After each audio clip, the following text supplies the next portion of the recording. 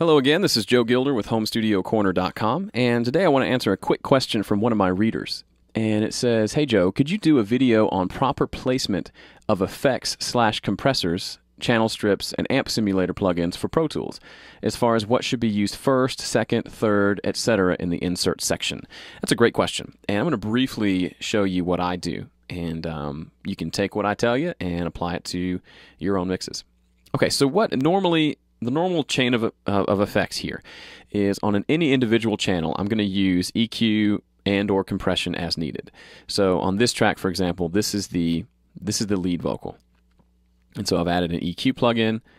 I've added two different compressor plugins that are doing different things. One's compressing the entire signal by a little bit. The other is just knocking off the loudest parts. And then I've got a de-esser to deal with some of the sibilance sounds. And so I've done that in this order. And the reason I do it, and I almost always do it in this order, I EQ first because I use EQ to remove frequencies. So I want those to be out of the signal before I compress it. Then I compress, and then I'll do, if there's anything else that needs to be done, like distortion, amp simulator plugins, if this is a guitar track, whatever that may be, then that goes here towards the end. And I think of it a lot like a pedal board, especially with guitar and bass. I'll put things in the order I'd want them to be in on my pedal board. So usually like a compressor, and then a distortion, then amp modeling, whatever the case may be. Now, what you may not know, and it's a certainly, if no one ever told you, then it's okay that you don't know this, but these plugins work in order. So from top to bottom, the audio is going to hit the EQ first, then it's going to hit the next plugin, then the next one, then the next one. Then it's going to go to your sends. So anything that's going to affect the audio, like EQ, compression, distortion, any sort of effects like that, I put them on the track. Now, anything that's I consider more of an actual time-based effect, something like delay or reverb, I don't put those on the individual plugin. What I do instead is I set up a send. So as you can see here, I've got a send here, sending to a bus that's called delay. And then over here, I have an aux track. Where is it? Right here, where I'm receiving that same signal on this aux. And what I do here is that's where I put my delay plugin. Why do I do that? Well, the main reason is putting a delay plugin on an individual track can be really annoying.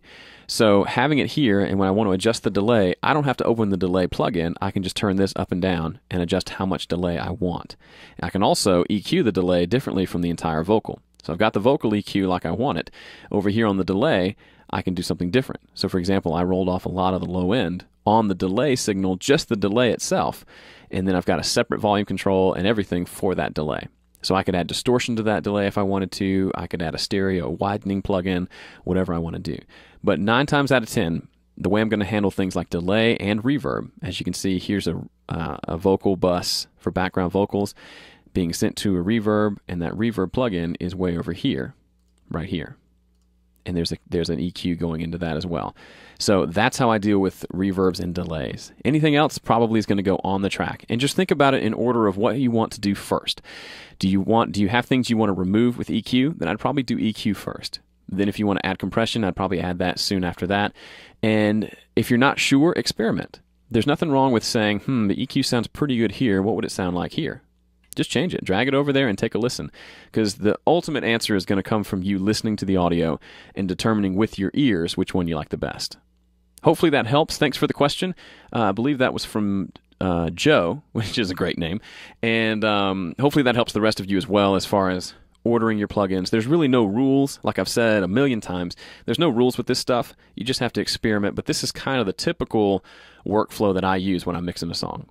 Thanks again for watching. I'm Joe Gilder from HomeStudioCorner.com. Be sure to head over to the website, sign up for the newsletter, and I'll be in touch. Thanks a lot.